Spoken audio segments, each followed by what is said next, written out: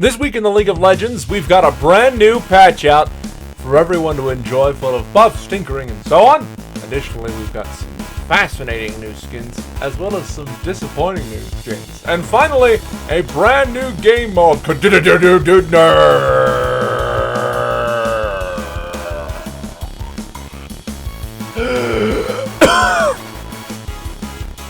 All this and more on the Spastic Gaming web show. This is Water Elemental. And this is Axis, and we are here today to talk about the League of Legends. It's an ongoing show. We talk a little bit about everyone's favorite mobile-style battle game. A lot of cool stuff. Patch, new skins, new legendary. I feel like we've mentioned this. It's almost like we've done this before. So, pretty standard week for us, really. Let's go over the patch first. Aatrox, he got 20% of his maximum blood well for each enemy hit by his Massacre attack. Pretty good stuff. Annie, Summon Tibbers, got a slight change to the way the aura immolation effect on Tibbers works. So instead of 35 base, it goes 20, 30, 40. It's actually kind of a nerf to Annie. Yep. So that's pretty good because Annie's really strong right now. Oh no! Bard got nerfed! Currently, he is actually disabled from play. There's a lot of problems with him, so he's not currently able to be played. Which is kind of interesting. So they changed Cosmic Binding. So Cosmic Binding does a little bit more damage, about plus 5 points per level. And it can no longer tether to non-standard units. So things that have hitboxes and health bars that are hidden, but don't take into account in the game. So things like standards, Syndra's Dark Orbs, Acceleration Gates, Wards, etc. I love the fact that Wards worked. That was one of the best things I discovered. It was just like Ward 3. Oh. Magical Journey got buffed a little bit. Cooldown got reduced pretty significantly from 26 to 18 down to 20 to 16. Clicking the Magical Journey portal is now a lot more forgiving, which is something I complained about last week because the pathing issues are just really, really hectic. And so having that extra little window and that little area you can click so you don't have to path through it is really nice. Additionally, allies that use the portal in any way will grant you an assist on their kills. Also pretty nice. Clones can go through now. Shaco, LeBlanc, Mordekaiser, and Yorick all can command their, illusions and stuff to go through the magical journey if they can go through it correctly. But that's also pretty cool. You can use it as a misdirection for Shaco and LeBlanc to trick people going through, and then you just kind of walk away. Pretty neat stuff. Tempered Fate no longer resets the health on neutral allies. Good. Awesome. Cassiopeia got a little bit of a change. Dragon buff and Rabadon's Death Cap now interact additively rather than multiplicity with her passive, so you no longer get 6% multiplied by that 6%, and then that 6% interacts, and then it resets the 6% tethering, so you get a really, really huge chunk. It scales like any other caster would. Yeah, but it gives her a lot less ability power late game, which is good and bad. Elise, base movement speed was nerfed in both forms. 5 in human, 10 in spider form. Repel, you can now right-click while in the air to descend on the target, in addition to pressing E again, which is pretty nice. And Cocoon got a missile speed buff. That's pretty nice as well. Speedy cocoons. Yes, and a slow spider. So Evelyn's passive got changed to scale down. So instead of always being 6 seconds, it goes from 6 to 3 at varying levels. Very, very, very, very, very, very, very good. Dark Frenzy no longer passively grant her stacking move speed, but now spell hits just reduce Dark Frenzy's cooldown by 1 second, which is good if you're good. Right, and bad if you don't know how to play Evelyn, like 90% of the community. Indeed. Righteous Gust has a scaling cooldown now, yay. Arella got slightly reduced magic damage on her Equilibrium strike. Better than her Aurelia. Catriona. No, it's Arella. Oh, that's right. Catriona, health per level got bumped up a little bit. Base health got knocked down. And health regeneration got down pretty significantly. Catriona is pretty easy to get going. So having a little bit of vulnerability in the early game is good. Yeah, especially after their huge nerfs from last week. I think it was last week that she got all the Yeah, different changes. couldn't have come soon enough. Karthus, his bone flailing is a little bit better for his basic attacks. I don't even know if anyone actually basic attacks on Karthus, so that's weird. He has a basic attack? I guess so. I thought it was his Q. LeBlanc, the magic damage on her ultimate that improves her abilities went down by 0.5 to 0.75 on all of her abilities. Kind of sucks, but they're reducing long-range burst tempo, which I guess she was next on the list. Nocturne's Paranoia ulti got slightly reduced cooldown at the first and second levels. More Nocturne play, yay. Quinn tweaking on her vault. Her basic attack timer is now reset by the ability, and a lot of bugs were fixed so that we aren't dying to this very dangerous ability. Yay. Rise got a slight buff to Overload with the base damage going up by 15 at all levels. Hard to complain about that. Rise got nerfed really hard and he's slowly coming back. Poor Sejuani. So, getting the initial damage on Flail of the Northern Winds knocked down a little bit, and the slow on Glacial Prison was knocked down by 60%. It went from 90 to 30. That is huge. Pretty bad stuff. Especially since there's the Zillion that now can go to 99%.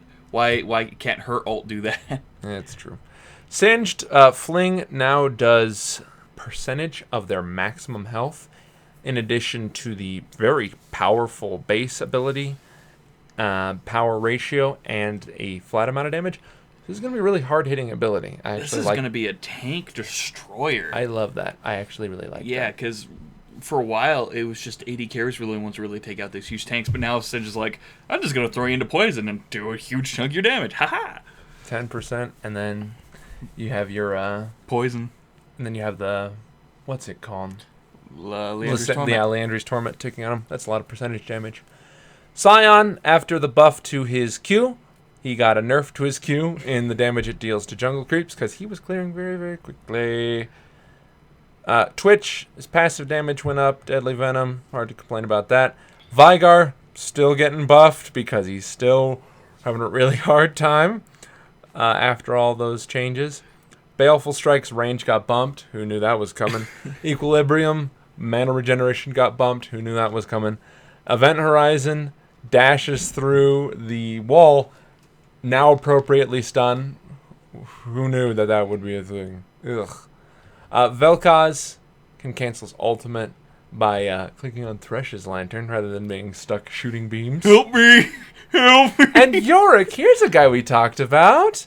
Yorick now uses his critical strike animation when hitting multiple people with Omen of War. And the range got buffed by 50 units. Why? This is the buff that I mean the crit animation is actually a little bit quicker. Yeah. So it's like 0.02. Still, out of all the stuff to fix him, hey, we need to change one animation and we need to slightly increase the range of it. 50 units. All right. Ziggs, mana cost tweaks. Who cares? Zillion, after his changes, they realized Time Bomb was too weak. Mana cost reduction, ability power buff, rewind, cooldown got reduced at early levels, and the mana cost got reduced significantly. Time Warp, mana cost reduced significantly. Who knew rebalancing a character was so difficult? Chalice of Harmony's cost got nerfed. Athene's Holy Grail cost got buffed a little bit to compensate for that, but the mana regeneration got dumped up, and the mana restore on kills and assists got jumped up too. New Blitzcrank item! Woo! Yeah, 100% mana regeneration and 30% restore on a kill or assist. Oof. Oh, yeah. Ooh, it's pretty good. Ooh, it's good. And that's really about it, guys. Keep an eye out for the April Fool's Day skins. They're going to be followed up by our next topic here. N.u.r.F. New Ultra Rapid Fire. So yeah, we have new Ultra Rapid Fire. They heard our cries that we wanted N.u.r.F back. So they brought it up with some new tweaks. Would you like to read it? Oh, sure. So in this game mode, there are a few provisions that will be provided to all characters that will make the gameplay unique and interesting and different than what you've ever played before. So first things first, is the mana and energy cost on all abilities has been increased by 100%. Cooldown inflation on abilities, items, and summoner spells has been increased by 200%. All characters will lose 225 movement speed. Justifiable. And they will also have plus 200% of their attack speed removed. Critical strikes will now deal 50% of base AD, and all units will gain 150% critical strike damage. Or bonus, rather. It's a fair game mode. I really will be playing a lot of this, don't you think? Yeah, no, it's really interesting. All these bonus statistics will make characters feel really powerful, and I just can't wait to see what happens. Oh man, I just can't wait to see like the gameplay, the strategy. There's going to be a lot of characters that are going to be coming out of the woodwork for this. You know, just like with regular N.u.r.F, we saw things like machine gun ergot. We saw like Lux cannons. We saw all sorts of stuff. So, seeing what's going to happen with N.u.r.F. Yeah, I really enjoyed Karthus last year. Well, what was fun with ergot was you'd splash someone and then just keep hitting Q, and there'd just be like 8 or 9 like rainbow missiles just coming at someone, and they'd just drop. So this time it's gonna be one acid splash, one missile, and watch them slowly walk away. Just, ow! And then you'll swap with them, and you'll slowly run past each other like, you suck. High five, good game. This is really exciting. This is really exciting. So, next up is skins. We kind of already talked about the, April Fool's Day skins, but we have 1 new legendary and 4 new theme skins. So let's talk about the legendary first. This came out relatively after the last episode, but we kind of waited for all the news to come in on it. And this is Omega Squad Teemo. Originally with a teaser that was actually a lot better than the skin itself, in my opinion. It kind of started with an office or like kind of someone's like basement room, and it showed a bunch of old Yordle's like memorabilia and a bunch of other people, and if you like looked around and clicked on stuff, really depressing things would come out of Teemo, like some people don't make it out alive, and to my helmet brothers, and stuff like that. So I'm like, okay, I can't wait to see what the skin's like. It's a Hellgast from Killzone. That's all it is. You don't like Killzone? It's just I wanted like PTSD Rambo Teemo. Like that would have been amazing. Without a shirt on and a cross and a bow and arrow? Yeah, and like him just constantly like screaming at people.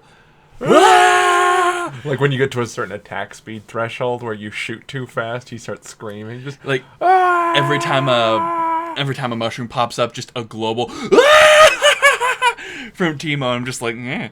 But it's a good-looking skin, but I just can't consider it a legendary of the quality that they're going for. The particle effects are nice. The details are nice.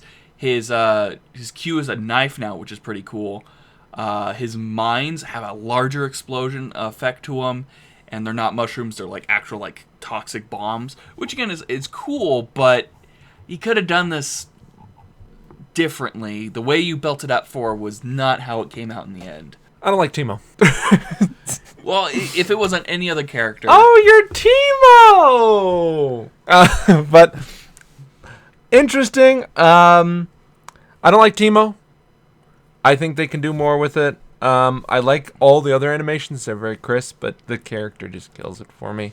They could have done, like the whole joke is like Teemo's so happy and bright, but he has like that darker side. It's like let's happen if we just turn the dark meter to like 3,000 and see what happens. Put on the edgelords. Yeah. But the other skins are actually very nice. I really like this other skin they announced for Rammus called Guardian of the Sands. He takes the form of a Beetleborg. Really amazing. Yeah, his he actually has wings, and his like his spin, his back animation all have like the wings showing, which is really cool. We also have Guardian of the Sands Skarner, another really clean. The gold, the blue, really nice on it. Particle effects, a lot of sand effects. Really nice. I love Skarner skins, and this was another good one. Guardian of the Sands Xerath, probably one of the best out of the kit. The light and sand effects on him are incredible. The body, the way his like pieces move in and out are way, like, Yeah, insane. I love the radiant gold. I love that on his spell effects. It's really cool looking. And then Arclight Vayne. Oh, jeez. What is this? I don't. She looks really derpy. She looks like she just got hit, and she's like, "Am I going to the costume contest?" Like, okay, the texturing is really clean, which is kind of what League's known for these days, is really clean without really any personality. And this really takes it to an extreme. Giving Vayne no personality, even less than she had before. Yeah, so I really dislike this skin. It's unique for her, for sure, but I just don't feel like it's very interesting Even to look compared at. to Arclight Varys, like, at least he had some personality And to there's him. some shadow going, and it removes the VFX, which is interesting. They add VFX to her. Alright, Vayne. Because that's what Vayne sounds Is that really? Wow. Yeah. And then Galio, we kind of saw this character in the background before, but this is his The Boner skin, which, I don't know. It's a very basic skin, but it's very cheap, so I can totally forgive that. Very neat, though. Very unique for Galio. Having him in a full suit rather than just like, his wings are red now, is pretty cool. And yeah. That's really about it. There's a few other stuff. It looks like they're going to be changing a lot of art assets. They're adding a new kind of like mural to the Summoner's Rift, which, again, is pretty cool, but until we know the function of it, that's something we can look forward to. And also, they have removed all of the Bard icons that were scattered throughout the map. My thinking is because the old mechanic for Bard was that you were supposed to run up to those chimes and get the get your buffs and stuff from. So since they moved it to how it is now, they're not really necessary, so they removed them. Oh. It was a good idea. I really like the fact that it kind of hinted at a character for a while in-game. More of that, please. More really detailed kind of hints, and yeah. People love The disabled Bard currently. He's gonna be good at N.u.R.F, you know, meta. It's gonna be real good. All the good. I don't know. I want to play N.u.R.F. I can't wait. We're gonna move on to our section, guys. Our first question comes from Mestra12. He says, with patch 5.5, Urgot was finally picked in the LCS, and he won. Could 5.5 really have helped with the divergency of picks for champions and pro players? I think I talked about this last episode, or it was the episode that got deleted, but I talked about this and how he actually got a lot of flack for practicing with Urgot because it wasn't one of the main characters and it wasn't the main, meta picks. And surprise, surprise, going against the meta and finding ways to counter those melee tops proved successful. And this is something that happens in any meta. League, Dota, Han, Hearth, Heroes of the Storm, all that stuff. Is if there is a meta, there is a counter meta. And in a good meta, there is a constant cycle of who's on top and who's going to be countering what's on top. Unless your name is Lee Sin. Which he is too blind to step away. But it's supposed to be a clean rotation. And Dota has seen this. League has seen it for almost a season and a half now, where the same characters are always constantly there. And, they may introduce a new champion that's really good for a while. Vel'Koz was like that. Rek'Sai was like that for a while, even though we were totally right as soon as she got nerfed. Xin Yao was like that when he came out. Yeah. Thankfully, there wasn't a competitive scene when Xin Yao came out. When an overpowered champion comes out, they usually take a top spot. But until that happens, it's really just the same powered champions until they get nerfed and then something else takes its place instead of a rotating cast like Dota has or Heroes of the Storm has. So we're probably going to see the resurgence of people actually trying new champions and trying to counter what's currently out. Yeah, I mean, there's always a character that counters Sleeps. something that's there, and just because people watch these tournaments, because the league tournament stuff is so widespread now, and so many people go online and check out who the best character is, rather than just figuring it out for themselves, a lot of times they just get stuck in the city that, nobody can beat this guy. I have to pick this guy. It's like playing rock, paper, scissors, but everybody plays rock. Well, it's not even that. It's like everyone is playing something. And then I'm over here with Malphite like, if I go cleave Malphite, and then I show up what are they gonna do to me? And then I kill their whole team, and then They get mad at you for trying something different. exactly. I had a game. You get Frozen Fist, Tiamat, and Crit, and you just punch people, and they all die. And they all die. Plus the new Sunfire ability. Because you ult in, you punch the ground, and you super cleave, and they all die. Do you understand? There's always something. You just gotta look at characters. Yeah, just champion select or whatever. Like Urga. He's great right now. Hey, I'm happy to see new champions out there. I actually saw support Shaco, which was really interesting. That's awesome. Like, I was with Bard, and I'm like, oh, it's not going to be a problem. And then, like, support Shaco happened. I'm like, oh my god. Can't go in them bushes, boy. Well, I'm sitting there, and I'm trying to, I'm killing him off, but he just had so much control. He had warded, he had the... Don't worry, we'll kill their support. He just teleports, and like, oh, jeez. Which is funny, we actually won that match in the end. Well, there's only so much one man can do. But we're running a bit long, so we're going to end here, guys. We usually answer another question, but short on time, like we said. But if you have a question for us next week, we love to answer them on the show. If you want to ask a question, go ahead and post it in the comment section below. Send it to our email, spastigaming@gmail.com, or post it on our Facebook, Twitter, or on our website, all of which are in the information down below. Additionally, you can check us out on Patreon. We are patreon.com/spasticgaming, bringing you fresh, ripe, new content that you can enjoy for a small fee, as well as additional community features, which, how can you lose? We're working on some of the goals that we set out. We just need a little bit more time to finish them up. We have ideas for stretch goals at certain levels and all that stuff, so keep an eye out for that. And I am also working on getting special Patreon-only section of the show. And it will be there for you. Yep. So there's a lot of back end stuff. I'm still working on it just due to time at work and blech. But anyways, this has been Water Elemental and Zaxxas, and I got Monopoly Pokemon Edition if you want to go play it. Bloodborne. But Pokemon. Bloodborne.